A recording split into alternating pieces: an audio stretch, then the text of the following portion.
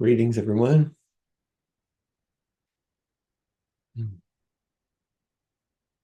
It's good to see so many of you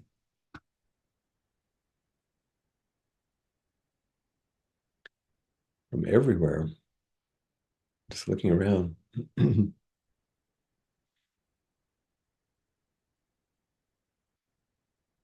Let's enjoy a few minutes of sitting to collect our hearts and minds and our bodies.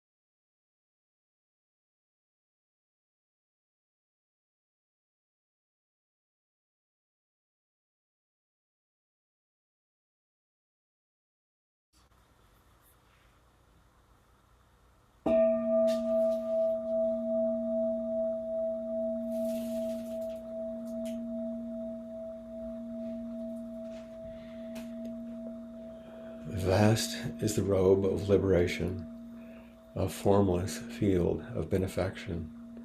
Wearing the universal teaching, I realize the one true nature, thus harmonizing all being.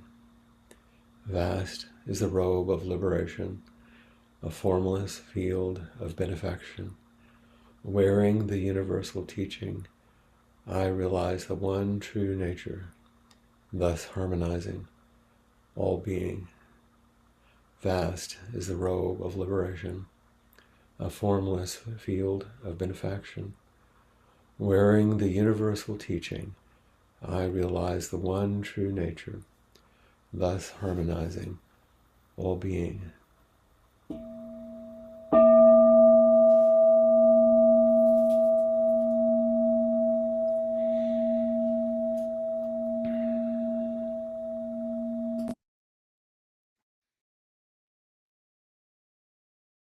Mm.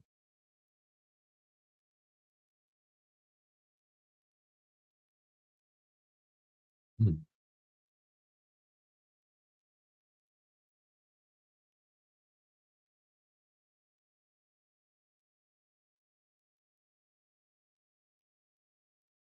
There's so many wonderful people.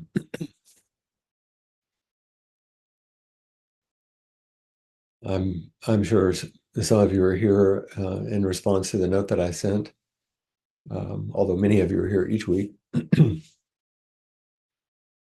This idea of stepping away that I'm practicing, but the practice edge is what do I step toward?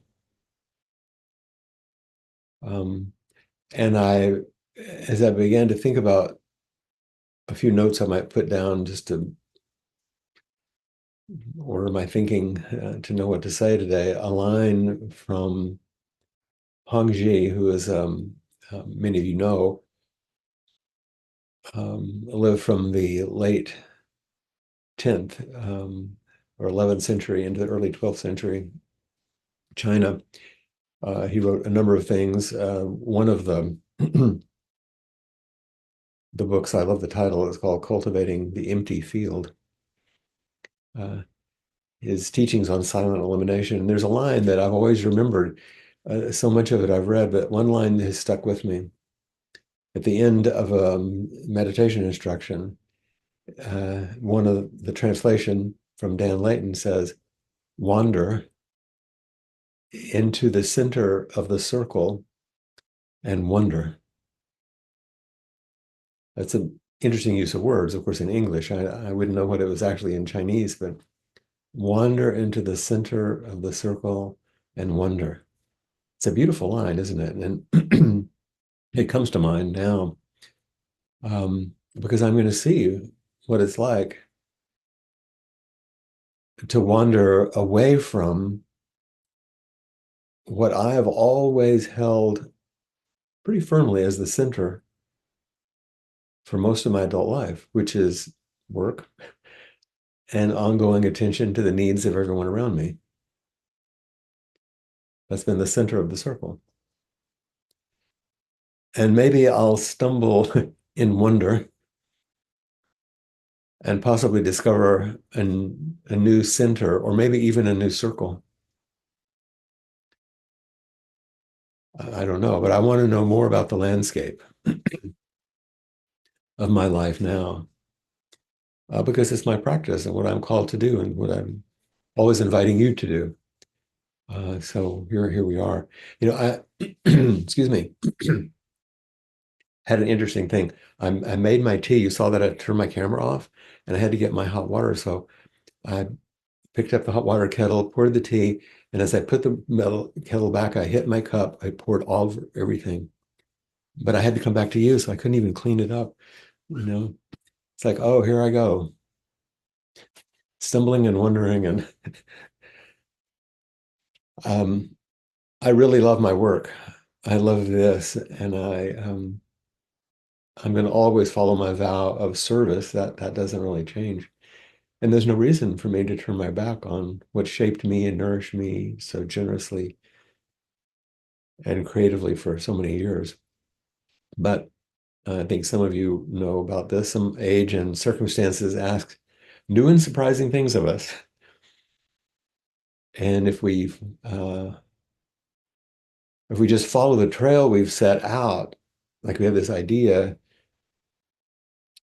that we made up, we created this map under different circumstances at a different time, it's really easy to get lost because it doesn't apply exactly anymore. One of the other books, and this is the last of my small book reports, only a tiny bit. One of the other books I read while I was recovering from COVID and traveling, the title was "You Could Make This Place Beautiful." It's a memoir by Maggie Smith, not that Maggie Smith in the UK, an American writer. Um, and she had written a poem which I used a number of years, maybe a couple of years ago in Inquiry, but they went viral. It's called Good Bones. You could look it up. It's really interesting. And this as a memoir actually about her divorce, and it was written in a very unusual way. And that's one of the reasons I wanted to read it, is because of the beautiful way she wrote it. So she's reflecting on changes and difficulties and having two kids and her marriage falling apart. And then in one section, she reflects on a letter that Emily Dickinson had written to one of her friends. It wasn't a poem, it was a letter to a friend about her family. Emily Dickinson's family moved, and she lost some of her stuff in her move. You ever done that? You move, and it's like, where did that go? And Maggie Smith uses a line from that letter, but these are Smith's words. She says at some point, reflecting on her situation, "What now?" And then here's the line from Dickinson. I am out with lanterns looking for myself. It's a famous line, but I never heard it. Isn't that great? I'm out with lanterns looking for myself. And then Maggie Smith says, but here's the thing about carrying light with you.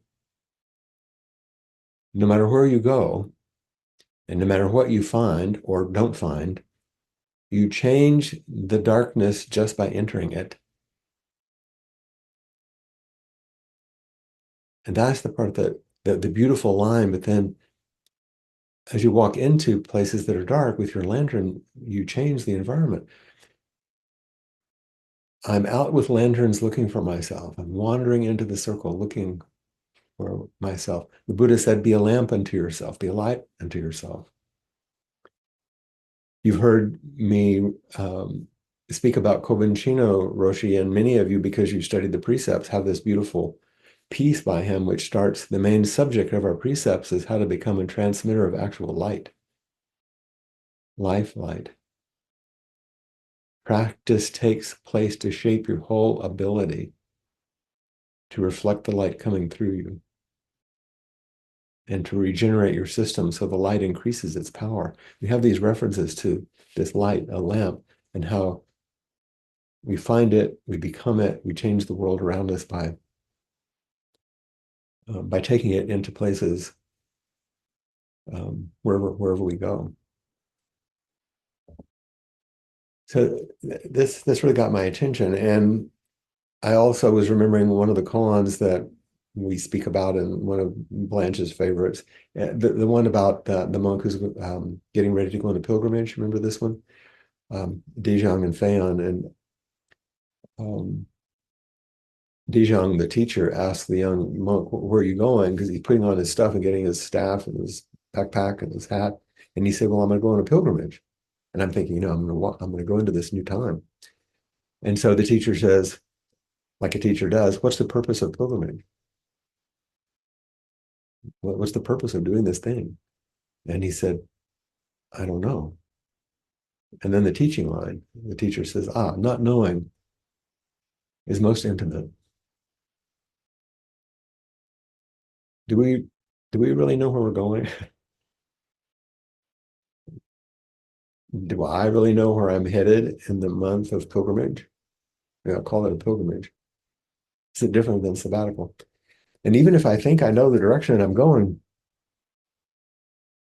I ask myself, what do I imagine is going to happen if I reach some idea, some fantasy destination that I set up for myself?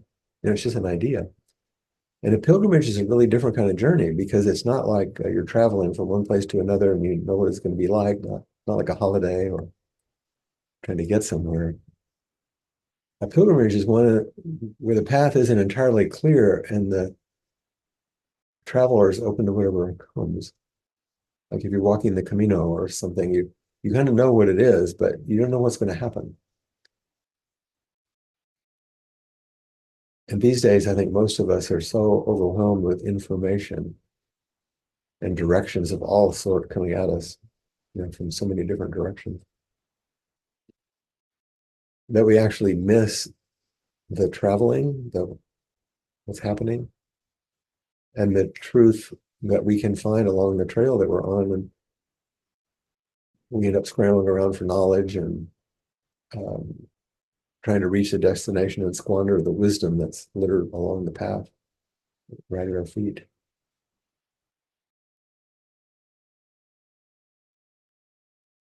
So one of my students brought a piece to me that started all these thoughts.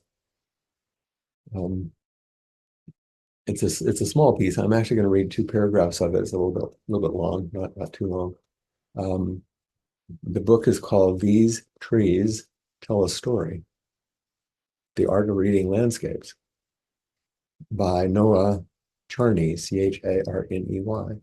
These trees tell a story. I haven't read the book, but when I began to reflect on this idea of wandering in and taking a lantern, finding my way, not knowing, deepening a pilgrimage, I, I was really stopped by this piece because it's called Losing the Trail, and it sounds counterintuitive to our path of practice. Okay, so here we go. The first line tells you it's going to be different.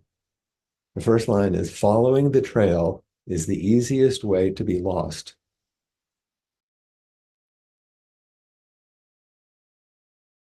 So I'm going to read this little piece and imagine we're walking together in a forest, okay? That's the context. Um, I've walked with so many, especially in the UK, you know, with Josh and Trudy and John and just so many people I see here, we've walked. And then with Sophie and Denise, and we've walked in the mountains. You know, there's many times we've walked in so many places. Not so much in Texas because it's hot, but I know Emily walks all the time there. So imagine we're walking together. Following the trail is the easiest way to be lost. Sure, the trail might take us to a preordained destination faster, but we'll have no idea where we are when we get there. While we're on the trail, we lose track of what's around us and where we are in space. We're lost. We put our trust in the trail, ceding responsibility. We give up our awareness, our senses, our minds. Our interface with the landscape boils down to just two numbers: the total length of the trail and the distance we've traveled. Staring at the path a few feet in front of us, we're not fully engaged with the surrounding world. You've had this before? You like looking down and you have to sometimes. How many of you have fallen because you weren't looking, you know, at the root or the rock? But you also, I can get lost in my thoughts, and you walk along, you drive along, you don't even know how you got somewhere. So that's the first little bit. Here's the second bit. Stepping off that path, step off that path, and suddenly you have to look up from the trail. Look at the shape of the land and decide how steeply you want to climb.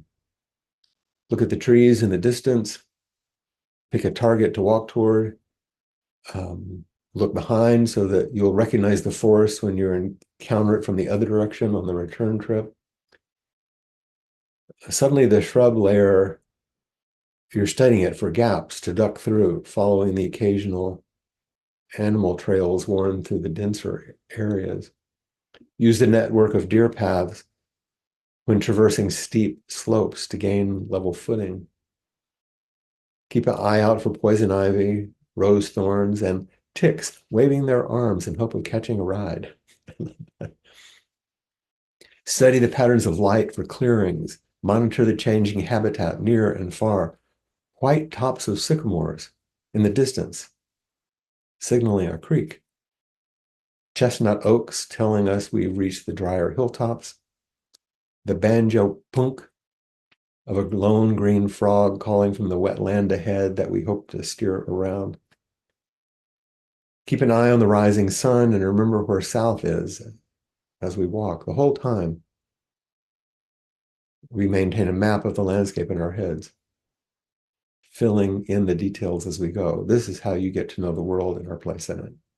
So it's a lot of description, but that description is interesting, isn't it? Because once we have to actually engage with the landscape that we're in, our understanding of ourselves and the landscape and what we're doing completely changes instead of just simply following the path. And yet we talk all the time about the Eightfold Path and following the. So here's the koan, isn't it? There's a path that we follow, and yet how do we open to the larger landscape? And that's what I hope to be doing. Hope this makes sense to you. Because how many times have you followed your sat nav or your GPS and you have no idea where you were or how you got there? You know, you're following the little voice or the picture, and you don't know how to get back from where you started. I mean, if it turned off, you'd be up a creek, right? How do we get to know the territory of our lives and get to know the territory deep in our bones? A lot of you are familiar with, I'm looking around, I think Ben may be the only person who lives in London, but you know, in the early 2000s, they did some amazing brain studies on the London cabbies that were, you know, drive the black cabs. And many of you know about this, of course, that their brains were quite different in positive ways, and the hippocampus was much significantly larger than other people's because they had to learn these complex systems of the roads in London, which are not that simple. And they had tests about this. They didn't have GPS. They had to, back then, they were having to learn these maps in their heads because they were engaging the pathways around them in different ways, learning the landscape. So all this was just going through my head as I'm thinking about how to meet the pilgrimage. And so this second part of the place from the book about step off that path and suddenly we have to look up, look at this. That second part of the paragraph I rewrote because I wanted to make it mine. And so this is how it turned. I used the same format. I just went and changed some of the words and made it personal instead of you. I made it I. Do I dare step off the narrow path of certainty and predictability? If I do, I suddenly and naturally look up and look out at the shape of the landscape I find myself in and decide how to take the next step. I look at the ways I have imagined my life with its fantasied destinations, and then I do get to pick a target to walk toward. But knowing it's an illusory horizon, so I hold it lightly. I shouldn't forget to look behind also so that I can recognize where I came from and how it influences where I'm going. Surprisingly, I start to realize no matter where I walk, no matter what direction, I'm always home. Studying the layers of my own mind and my heart for spaciousness and openings, following the occasional trailheads worn through the denser areas of my experience. I used a network of paths worn by others, my friends. When traversing the most challenging terrain, looking for steady footing. I keep an eye out for painful patterns, habits that can harm, and old familiar beliefs, hoping to catch a ride and stay close. I study the patterns of light and dark for clarity and openings. I monitor my changing relationships, both near and far. A, a smile that might invite a connection, a dark mood signaling familiar trouble, a timbre of a voice that reminds me to take a little extra care as I meet.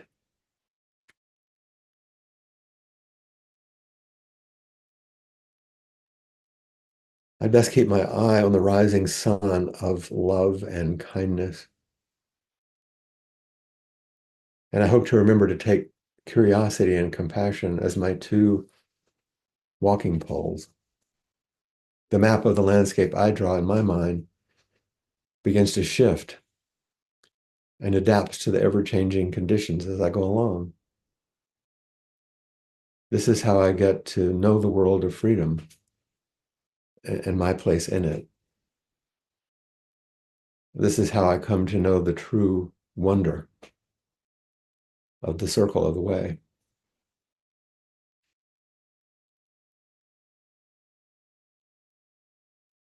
So that was my rewriting of what I think my pilgrimage is asking of me. But that's just my story. And that's just my time. And everyone here is a different story and a different time of their life and different challenges. As Maggie Smith said, you can make this place beautiful. How that's our, it's an interesting reflection on our vow, isn't it? We can make this place beautiful. We light the lanterns and go looking for each other.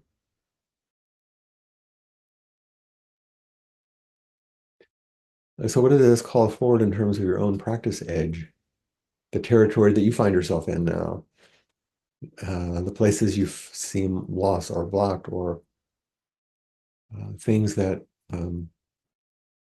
encourage you and help you find your way? Please join me. It's like taking a walk together, Those are some of the best conversations when we walk together. Ben. There he is, unmuted. Hello. Hi. I don't really have a question. I just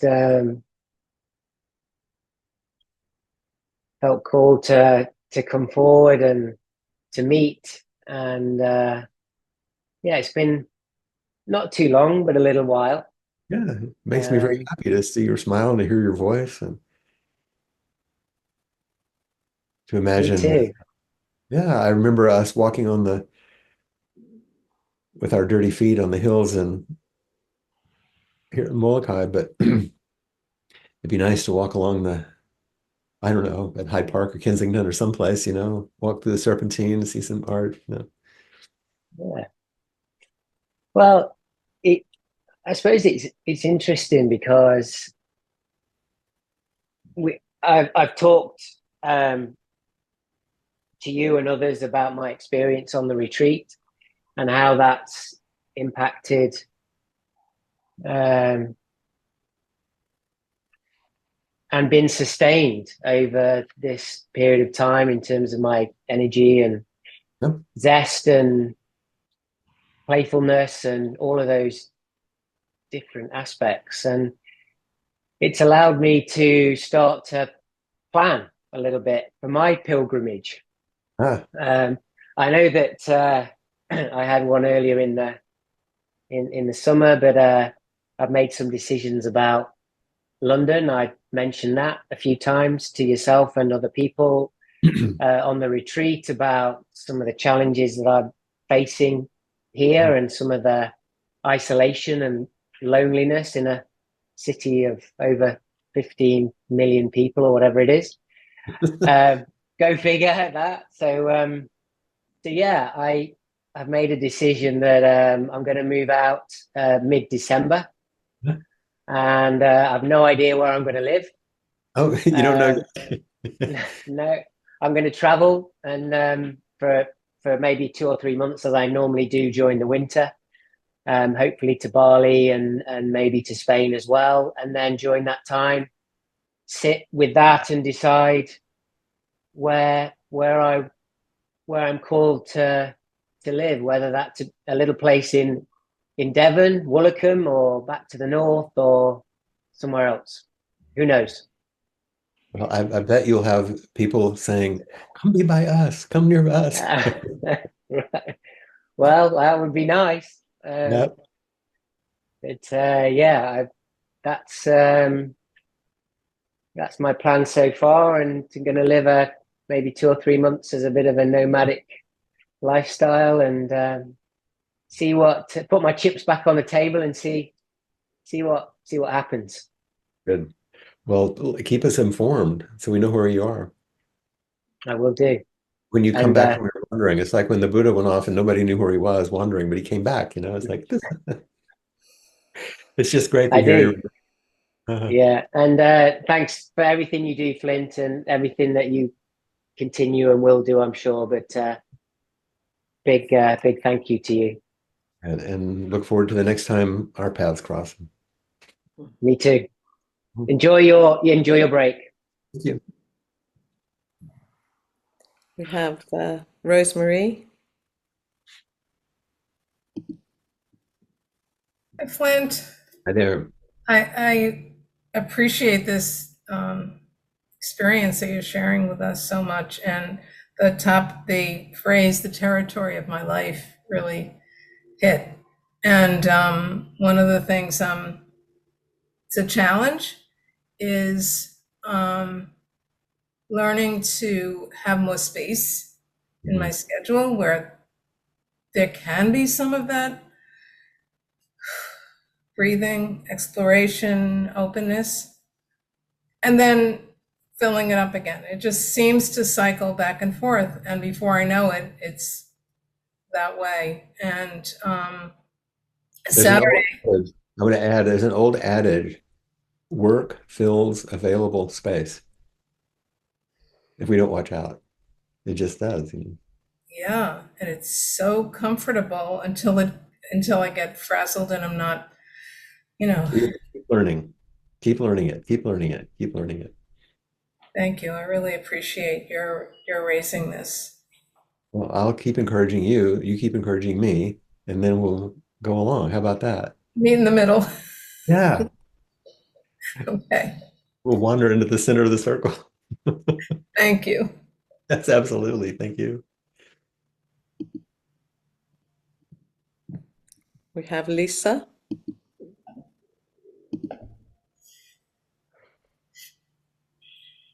Hi, Lisa. Hi, Flint. Well, so your reflections were so lovely. I almost don't want to talk about them.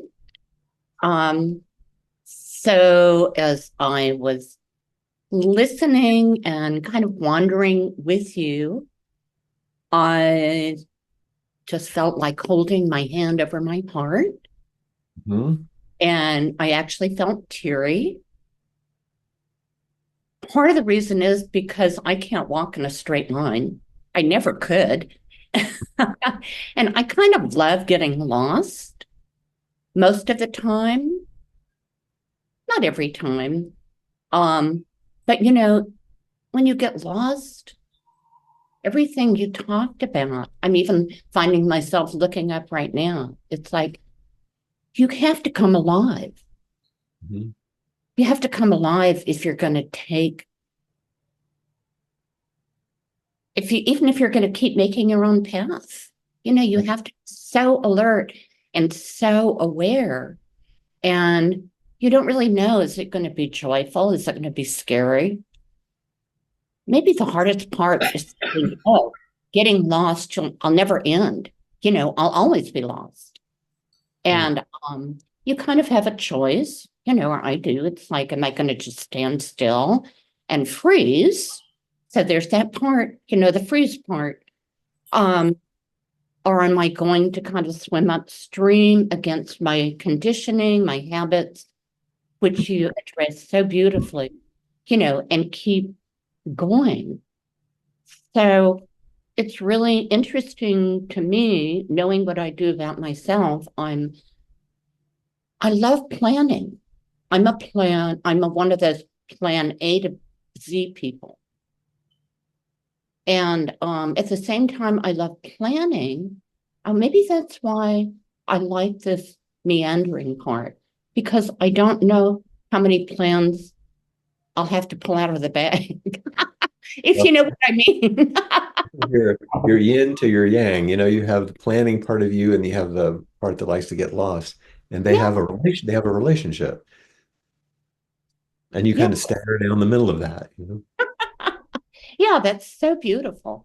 And, lately, I think like a lot of us, I don't know whether to step back or step forward.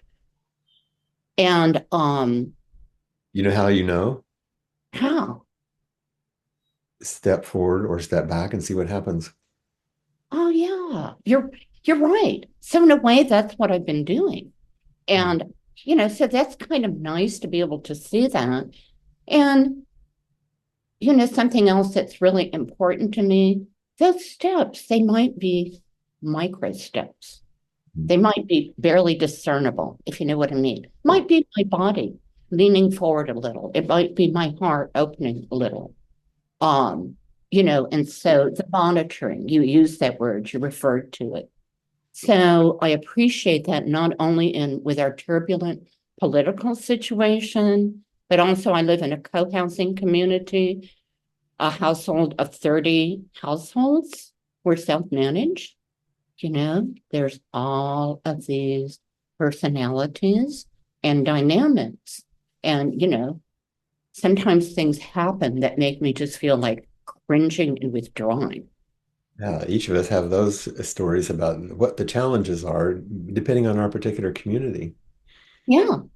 So, I mean, I love that. I love that the universal fit of your metaphors. And yeah. May I ask you one quick question before we end, which is, I was just planning for a retreat I'm going to do on koans, and I reread the thing you wrote for me in our koan class about when you were in the hospital with your brother. Yeah, what was it? Am I alive or dead? Which And one should is it okay if I use it in my class again? Yes, indeed. Because when you reflected it back to me, it was like, oh my goodness, I felt so seen. And Yeah. how, it's beyond description, right? It's beyond word. Yeah. Good. All right. Thank you, Flint. Thank you. We have Clayton. Hi. Oh, So great to see everyone. I haven't been here in a while. And Lisa, you look radiant. I'm so grateful we have this to come back to so I can see our big, beautiful Sangha. I love how you brought up the walking on the path because it made, oh, my heart's beating so fast. It reminded me of walking with you down the path to Duck Pond. mhm. I lucked out and I got to see Flint when he was up at the Cape. And Because you had COVID, so you took take care of me. yeah, I had just had COVID. He had COVID. We were in great shape to hang out. And so I maybe pushed him a little bit in the post-COVID weird feelings. And we of like not knowing what you have the energy for, et cetera. But we walked down this little path to my favorite pond in Wellfleet. And I was so nervous because I felt the excruciating, um, like rawness of wanting you to love it as much as I loved it. And I was so grateful when we were walking down that path of you just seeing a root, because I love those roots so much. And you're right, we can trip on them, but they're also so exquisite with the pine needles and the moss. And that one little thing of you just noticing something that I love felt so good. And then when we got down to the pond, there were like some like sunset kind of gnats on the pond, these little bugs that I felt I was infuriated with them because I didn't want them to be there for you to see it for the first time. And I was wondering, like, what is this desire for someone that you love to love so much a place that's so special to you, and how like we can get all knotted up about it and Clayton. care so Clayton. much. And I feel like it's a funny thing in human psychology that we want whoever it is, maybe our children or a favorite pond, to shine with as much beauty, because I wanted you to see that beauty too. At the base, you want me to see that shining beauty in you. Well, that's And I true. I don't mean guess. it just personally, to join, to find that place where we can fall into the place where you said you want me to love it as much as you loved it. Mhm. That was just a circumstance. But the deeply human thing you're asking about is we all long so deeply to meet each other in that place of love, whether it's at the pond or whether it's in the hospital or whether it's in the river. And you want things to be just right if so that you can share that kind of love with somebody. That's the deepest human thing. It just happened to be that day on that pond in that way. Mhm. That's such a wonderful reading of it. I appreciate it. And what I wish in seeing it that way, what I wish is that I could let go of the excruciatingness of it and that like kind of, Here's the oh, key. what? The, the part of you that gets knotted up, invite her to the pond with you to and have her relax and meet her in the love. Okay. There's a part of you that can see it happening. Uh-huh. That's more like yourself. That's the Buddha in you. And then you see the one who's carrying this, he's getting all knotted up. I want this so badly, so badly. Just say, like we would when we were kids. It's Come, okay. it'll be okay. I Yeah. know you're worried that this person's not going to like it as much as you like it. That's actually okay. It's totally okay. It's just funny the way we make trouble, not trouble, but make We make discomfort. trouble. Hmm. So Yeah. that was really helpful. Thank you, Flint. I think that's universal too for people. So thank you for bringing that up. It's a good practice age. Yeah. Well, I like walking paths with people, but I want the path walking to not be burdened by all of my own hopes and expectations quite so much. But there's part of us that's a child that says, look, and we want everybody to be thrilled. Mhm. Well, there's so many hands up. Thank you. It's so great to see everyone. Thank you.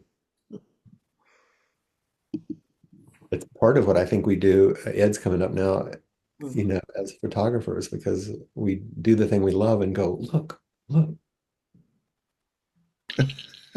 Yes, yes, we do looking, and And we we do want it with the people lens to see, cap on or off. Yeah, we want people to see something we loved. yeah, that's part of the whole adventure and the channeling of the craft is you get that inside and you want to be able to share that, to image that and share that.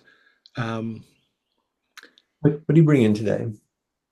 what do I bring in? I'll start with aloha, bringing that to you. First, foremost, throughout gratitude. I'm bringing gratitude to you for everything that you do uh, and how you do it. Um, they're connected, but they are also in their way distinct, and it makes a huge difference. I love the on the path analogy, especially, being able to get out and walk around more now and do things. Um, and there's so many ways that we're on that path. So I just love that analogy. And what it brought to mind too is that whether we're walking on that path or standing still, and because of surgeries and stuff like that, there's been a lot of standing still, some enforced sabbaticals, on that path. But what's interesting is that things continue to change, whether you're walking or standing still. Whether it's the seasons that change or it's the texture or direction of the wind, it still continues to change. And that's a marvelous thing too, to have access or insight into that. And whether things are, and that's part of being on that path too, I think, is whether things are known or unknown. And we've talked about that a lot. And, I love the fact that, things unknown, that's where it's at. Enjoy that. And that's where practice brings us to both notice and tolerate the unknown. Most of us are pretty good with the known. It's the unknown, the mystery. Yeah, and that's what makes this, I guess, in the best tradition of duality, a blessing and an opportunity. Whether it's through awareness or definitely practice.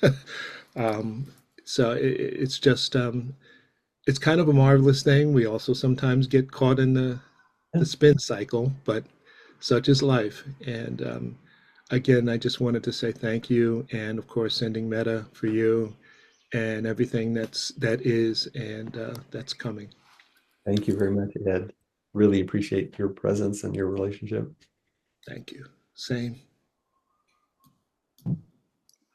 We have Becky. So we may not get to everybody. We're doing our Yeah, best. Becky just disappeared. Uh-oh. Uh-oh. Maybe she'll return. Should we try Sophie and see if she comes back? Okay, great.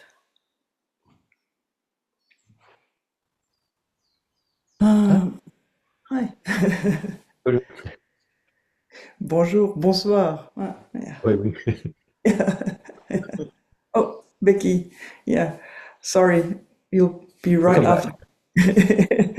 I just was compelled to come and talk because the walking out of the path was like it felt really similar to when I go and look after the cows. So I'm up in the mountains and I listen to the bells, and that's where my direction is drawn to, and then I have to look for them. And so there's something about being aware and looking and not knowing.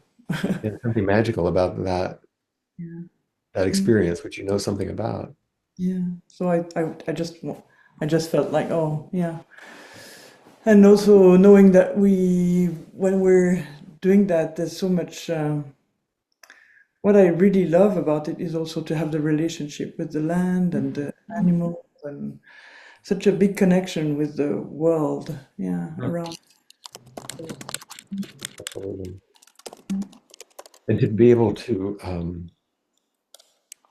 you've offered the opportunity for me to be in the Alps, which I wouldn't have been otherwise, and to have that, but also in those cold, windy mountains in Scotland, walk up into those spaces that are inviting and frightening, both. That's so much like practice, Yeah. And then I regarding my practice edge, I think I was talking with Denise this morning, and I was really because I have that call in my heart to go up in the mountains. That's and sometimes I'm trying to fight against it, but why would I? It's really bizarre idea. Or I confuse. I got some clarity about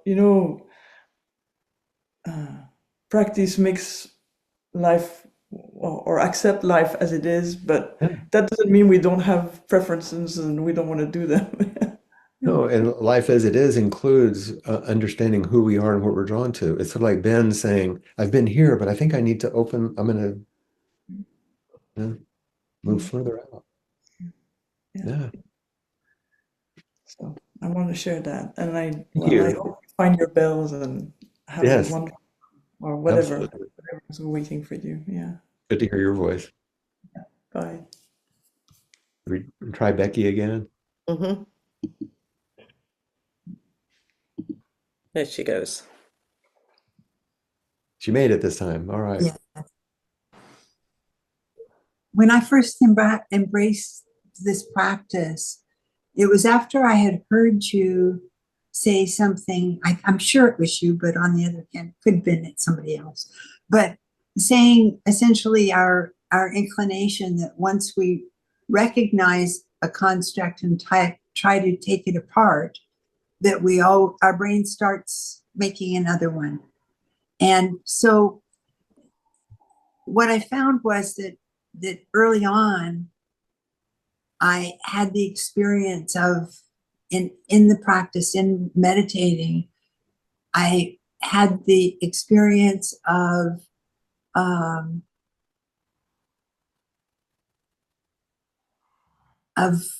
falling together. Mm-hmm. And remembering though about the construct thing, so I sort of have been trying to watch that all the time when I put something in place to get through the days, to keep an eye on them, that they don't get so rigid and aren't currently needed and so on. And I think that's what's so beautiful about a pilgrimage, Mm-hmm. is that you do let go of those and can be real intentional about it. And I just wanted to say bon voyage. Thank you so much. I like your description because it makes me think of stretching and flexing and warming up when we're doing it. And so as you go on a pilgrimage where you have things with you, as you eat your food and do things, your load gets lighter as you go. So may your load be lighter. Thank you. We have Denise.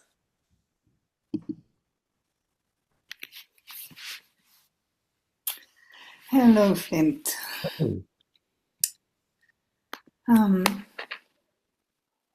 So I'm coming up here I felt like drawn to show up. Yeah. Good. And maybe I start with an image that you said in your talk with the lantern. Mm-hmm. And I just remembered once lately I was in a meeting of different people in the town, and everybody was supposed to bring a candle or a lantern or something. And I brought a very old lantern of my dad's, which is complicated to lift and to make the candle burn. Mm-hmm. And then when the meeting was over, I just thought, well, I don't blow it out. I just start to walk through town with the lantern in my hand. I love that image. And then I noticed people who had like a stop in their walk or talk when they saw me and maybe questioned, what is this woman doing with the lantern? Yeah. And I was reminded of this, and I forgot that this possibility that we all have to walk around with a lantern. Yes. Even if we don't have a lantern. Such a beautiful image because it's unexpected and people stop and turn. And that's when the Buddha says, make of yourself a light. That's just what he's saying. If you're carrying something because of practice, people notice and that's beautiful. Mm-hmm. Were you in Barron walking in the streets? Through the arcades, and it was summer evening. Yes, where you and I walked, so I know that. Yeah. Yes. Fantastic. Oh, that's a beautiful image. I'm going to remember that. So I will, in this coming month, I will have this image as a possibility to walk around. Good. Yeah, Thank you.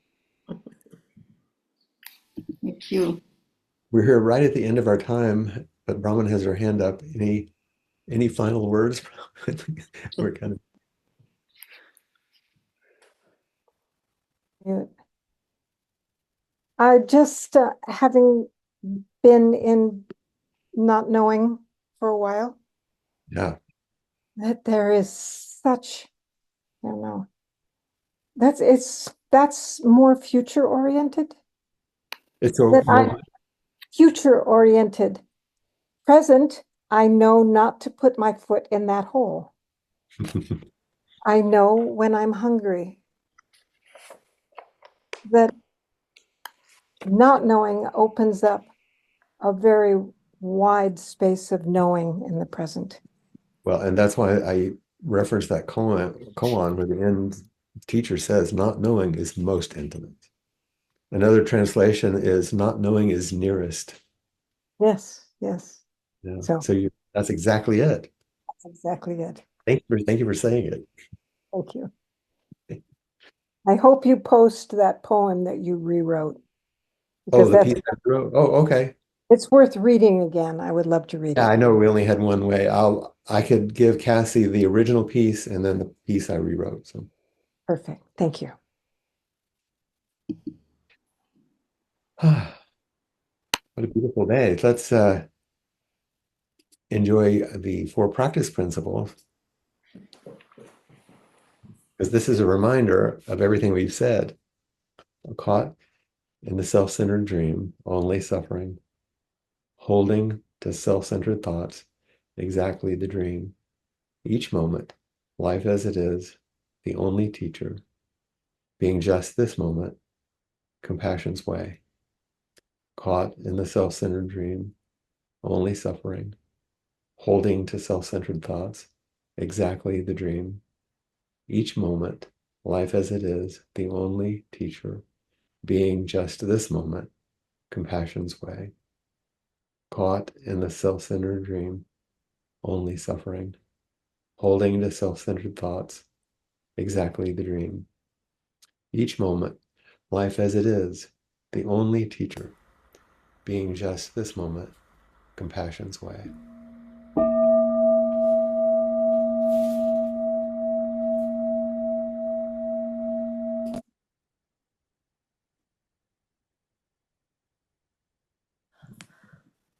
It's wonderful to have heard all those beautiful people coming forward, and we'll have an opportunity for those who want to stay on. We'll be Josh and I'll be on the porch again.